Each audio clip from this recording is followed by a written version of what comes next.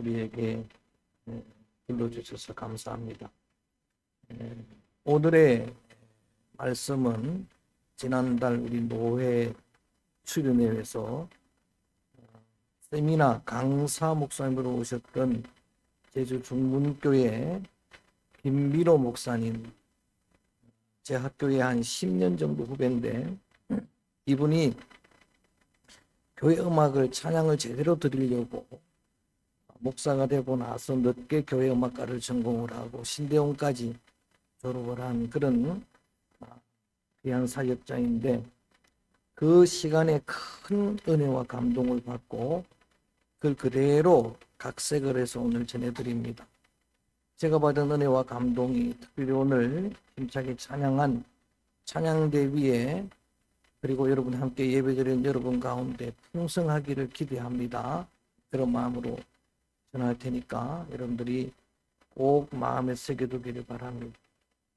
하나님은 우리가 드리는 영적인 예배를 영으로 신령으로 진정으로 드리는 그런 예배를 흠양하시는 분입니다. 그 예배를 기뻐하시는 하나님이고 성도는 그 하나님께 영으로 진리로 예배하는 예배자입니다. 예배를 한마디로 규정을 하면은 계시와 응답이라고 할 수 있습니다. 한번 따라합니다. 계시와 응답. 하나님이 말씀으로 계시해 주시면 거기에 대해서 우리가 감사로 찬양으로 반응하고 응답하고 보답하는 것이라 라고 하는 의미입니다. 우리는 사람들의 은혜도 마땅히 보답을 해야 됩니다.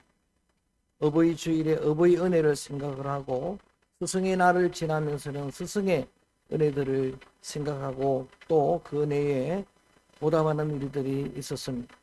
저도 지난 월요일에 양평 멀리까지 보강중앙교회 지교회 목사들이 함께 만나가지고 스승대에는 김병모 목사님 그분을 은혜를 보답하고 시간도 또 물질도 많이 투자하는 길이지만 다녀왔습니다. 또 제자들에게도 또 그런 스승의 은혜가 감사하다고 선물도 받기도 했어요. 어제는 참으로 감동적인 전화 하나를 받았습니다.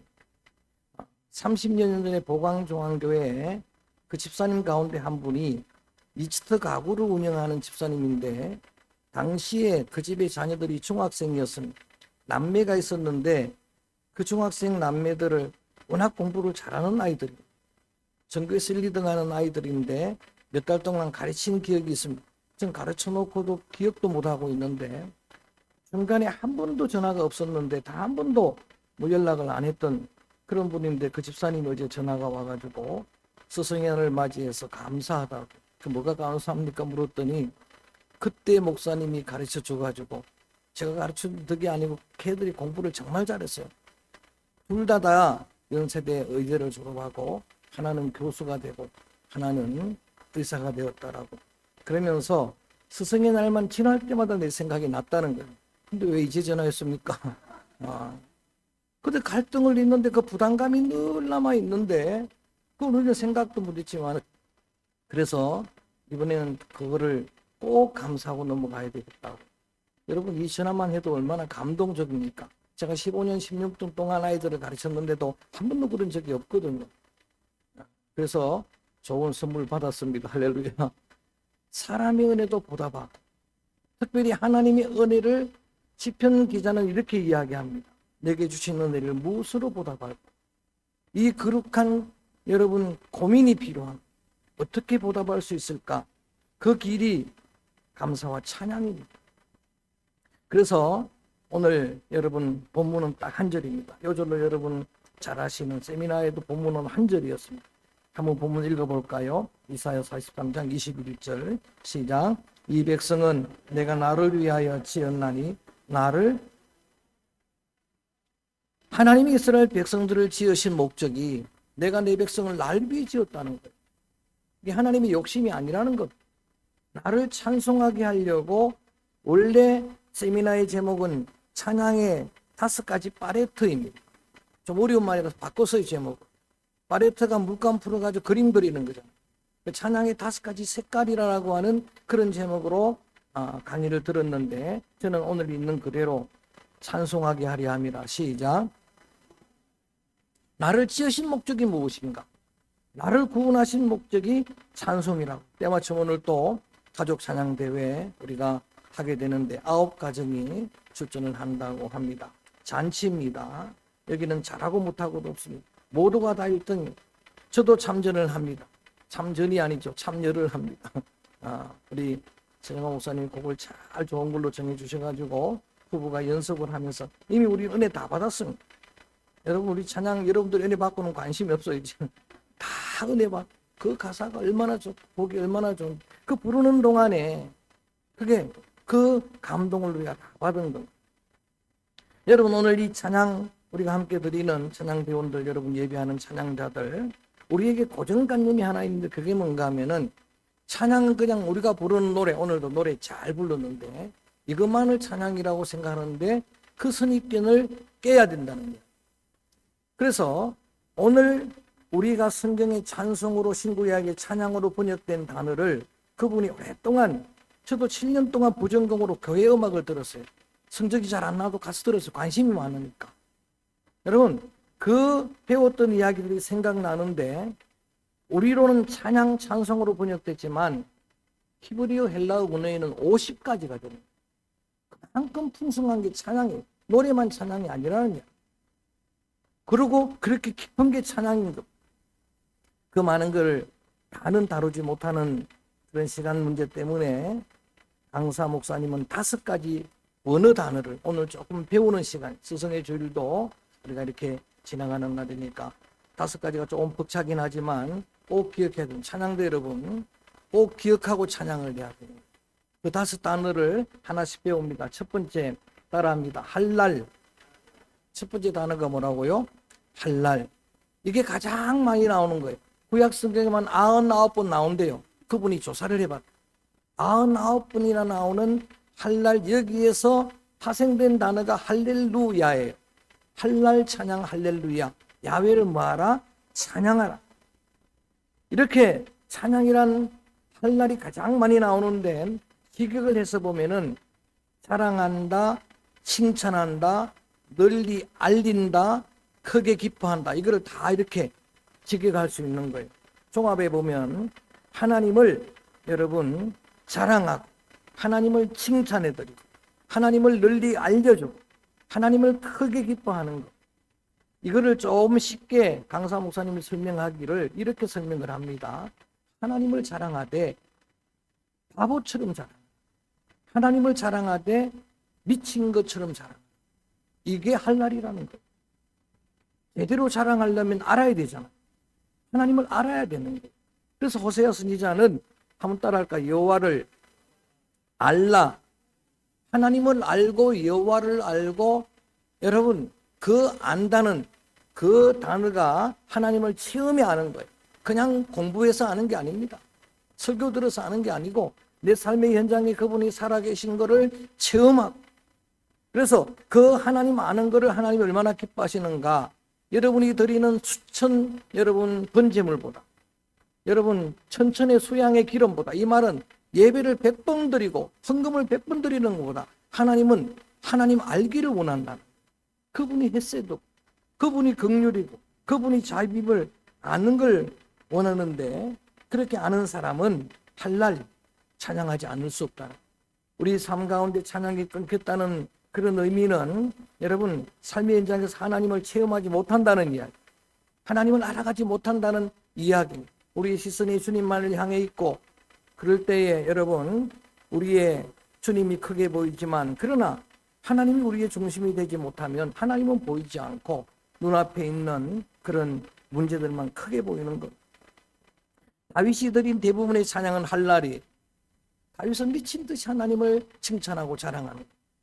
특별히 여러분 잘 아시는 사무엘하 6장에 보게 되면 다윗이 법궤가 예루살렘 성으로 들어올 때에 그때 미친 듯이 찬양을 하고 바보처럼 찬양을 하는 거예요. 그 말씀을 제가 다시 찾아 읽어보았는데 정말 여러분 그 에봇이 벗겨지는 것도 모르고 춤을 추는 거. 저는 데이비드 킹 데이비드라고 하는 여러분 연극을 본 적이 있어요. 아내와 함께 예전에 그 장면이 지금 기억나는 거예요. 치마가 내려가는 줄도 모르고 그렇게 하니까 자신의 아내가 보다가 여러분 다윗을 비난하잖아요. 하나님이 그를 바로 저주해버리는 거예요. 폐문이 닫혀버렸습니다. 그러나 한날의 찬양을 드리는 그 다윗을 하나님은 메시아의 조상의 반열에 세워주셨습니다. 강사 목사님이 예로 하나 들었던 예가 뭐냐 하면 실제로 최덕신 목사님 찬양사역자인데 대구에서 찬양사역을 할 때 실제 있었던 일이라고 합니다. 열심히 찬양을 인도하는데 맨 예배당 끝자리에 앉은 한 분이 계속해서 자기 뺨을 치면서 찬양을 하더라고요. 30분 내내.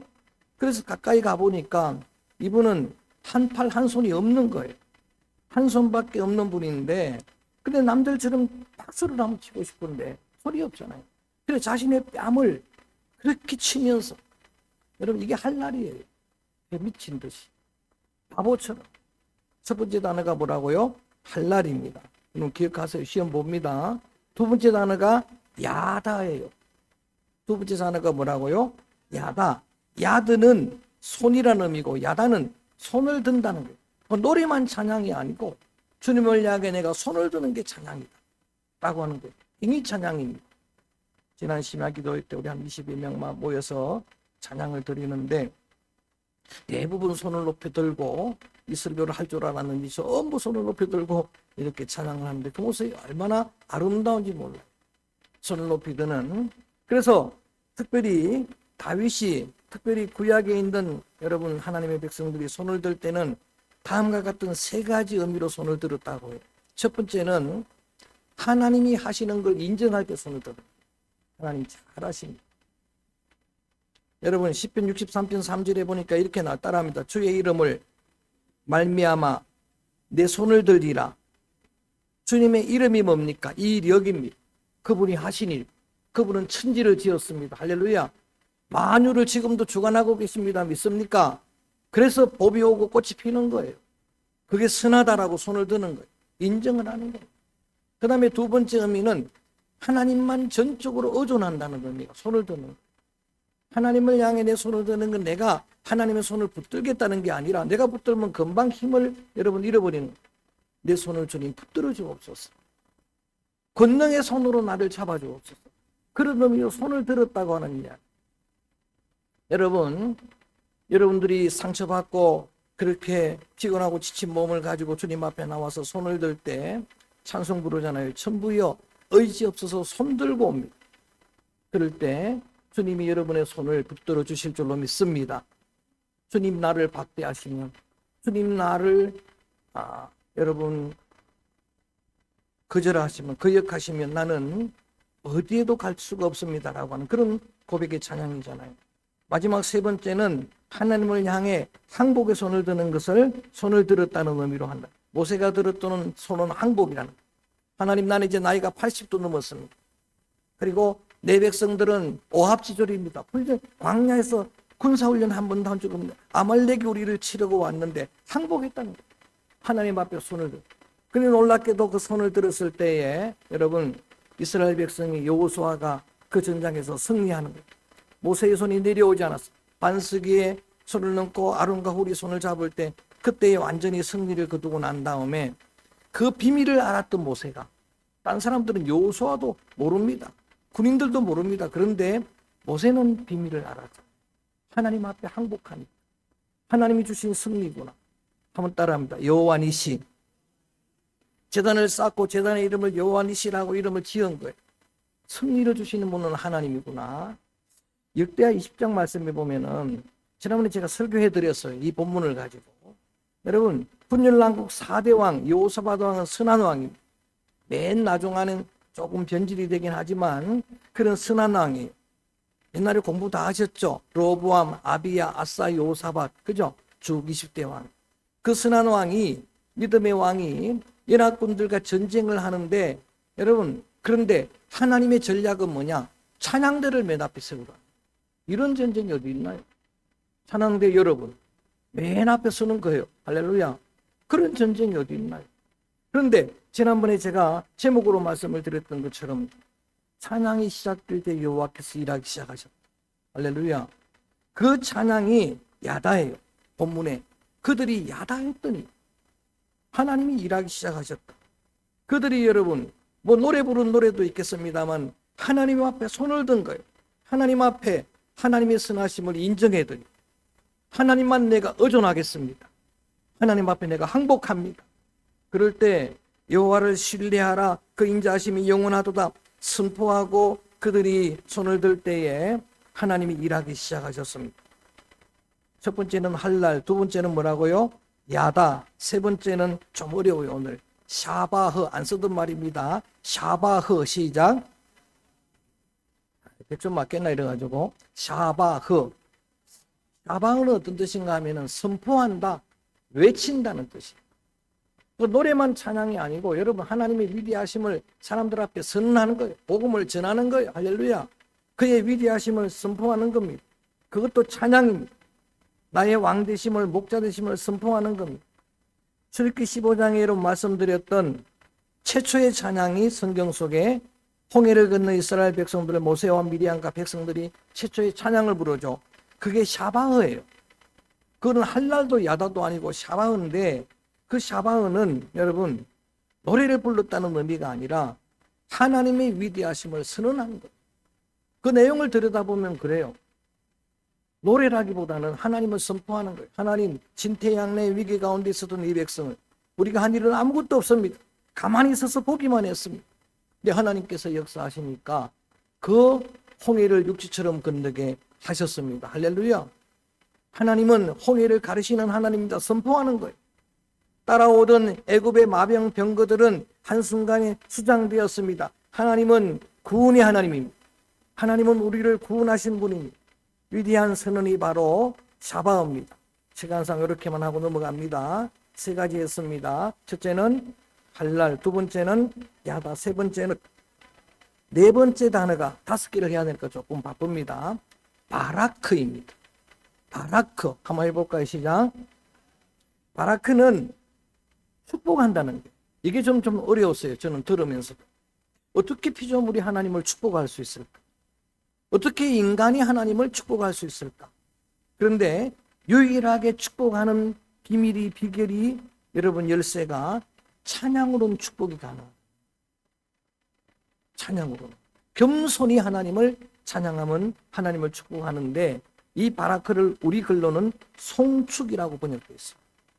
우리가 송축한다는 말이 찬양으로 하나님을 축복한다는 의미입니다. 여러분 예수님도 늘 기적을 행하기 전에 송축했어요. 하나님은 먼저 축사하시고 나오죠. 그게 여러분 기도했지만은 송축한 겁니다. 하나님을 송축하는 겁니다. 사도행전 16장에 보면 감옥 속에서 바울과 실라가 드린 그 찬양이 바로 바라크입니다.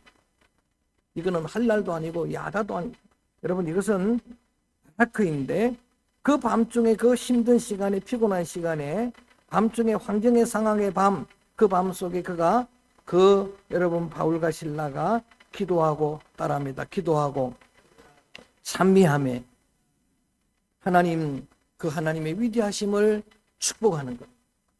그랬더니 기적이 나타난 것. 아멘. 옥토가 흔들립니다. 더 크게 아멘. 옥문이 열립니다.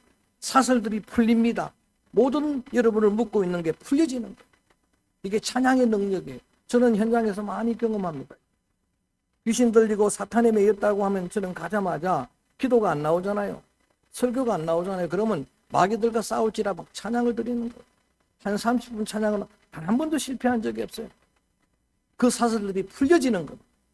자유를 얻는 것. 할렐루야. 이게 여러분 소중한 바라크의 찬양이 하나님의 하신 위대한 일들 십자가와 부활의 복음을 우리는 축복하는 겁니다. 우리를 구원한 그 위대한 일들을 축복하는 겁니다. 조금씩 의미가 다르긴 하지만 이 찬양의 내용들 여러분 알면 여러분의 찬양이 더 깊어질 겁니다. 마지막 단어가 테힐라입니다. 다섯 개 다 기억하기 어렵겠죠. 한번 따라합니다. 테일라. 테일라가 바로 우리가 부른 노래예요. 우리가 말하는 찬양이라고 하는 게 이 테일라예요. 그러니까 50가지가 있다는 거는 그 중에 하나가 지금 우리가 노래하는 거예요. 얼마나 더 깊은지 몰라요. 찬양이라. 얼마나 더 풍성한지 몰라요. 이 테일라는 그야말로 노래예요. 그래서 거기서 나온 단어가 테일림, 시편입니다. 시편은 힘이 들어가면 복수예요. 노래 덜 임한. 여러분 하나님 이름할 때 엘로힘 하죠. 엘이 하나님인데 엘로힘은 하나님들이 말이에요. 성부, 성자, 성령 하나님들이 마찬가지로 그래서 우리 성경에는 시편으로 시를 소개했습니다만 영어 성경에도 포엠으로 포엠즈라고 안 쓰고 PSALM, 쌈즈, 찬양들입니다. 시편은 찬양이에요. 이 테일림의 찬양은 어떤 찬양인가 하면은 시편을 그래서 저도 이 주간에 이 말씀을 준비하면서 많이 읽어봤더니 시편의 노래는 대부분 하나님의 성품을 찬양합니다.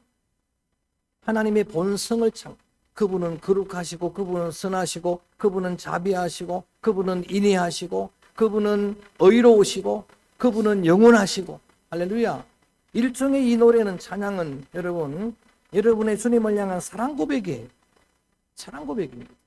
주님, 내가 주님을 사랑합니다. 내 시선이 주님만을 향합니다라고 하는 내 삶의 고백이에요. 자, 이런 찬양의 5가지 팔레트 색깔 오늘 함께 제가 전달하고 또 저도 각색을 하고 제가 또 여러분에게 전해드렸는데 다시 한번 오늘 본문을 읽어봅니다. 결론입니다. 본문을 읽어봅니다. 시작. 내 백성은 내가 나를 위하여 지었나니 나를 지으신 목적이 찬송에 있습니다. 나를 구원하신 목적이 이런 찬송에 있습니다. 그렇다면 우리가 더 풍성히 정말 감동으로 하나님께 영광이 되는 찬양을 드려야 하지 않겠습니까? 그래서 이 5가지는 꼭 기억합니다. 할랄, 야다, 사바어, 바라크, 테일라. 여러분 그 원어를 기억하지는 않는다 하더라도 그 의미가 무엇인가? 하나님을 끝없이 칭찬하고 그리고 하나님 앞에 내 손을 들고 나를 항복하고 주님을 의존하고 그리고 주님의 위대하신 그 놀라운 역사를 선포하고 여러분 승리하기 전에 먼저 선포해 보세요. 하나님은 하나님의 이름을 부르는 그 이름을 인해서라도 우리를 의로 인도하실 줄로 믿습니다. 제가 옛날에 하도 자녀가 시험에 떨어진다고 하니까 이건 뭐 사실 그 좋은 방법은 아닌데 한번 그랬어요. 집사님, 아이의 합격 헌금을 해보세요. 먼저 하고 감사를 먼저 해보세요. 됐을까요? 안 됐을까요? 됐으니까 말하지. 그렇잖아요. 됐으니까 이야기. 아예 미리 선포를 해보는 겁니다. 그리고 여러분 하나님을 송축하는 조금 이따 우리가 이제 송축의 내용을 뜨겁게 부를 텐데 이렇던 여러분 믿음을 담아서 그 의미를 담아서 우리가 뜨겁게 찬송으로 주님을 축복할 수가 있는 내 영혼의 주님을 송축할 수가 있는 겁니다. 우리가 부르는 노래 테일라 하나님의 성품을 노래하는 거니까 여러분 조건, 환경, 상황 이런 어려운 속에 찬양이 나오니까 다 나올 수 있는 거예요. 바울은 감옥 속에서도 했으니까 어떤 속에서도 그분은 여전히 선하시고 그분은 인자하시고 그의 거룩하심을 찬양합니다. 송축해 내 영혼 우리가 뜨겁게 하면 찬양을 합니다. 송축해 내 영혼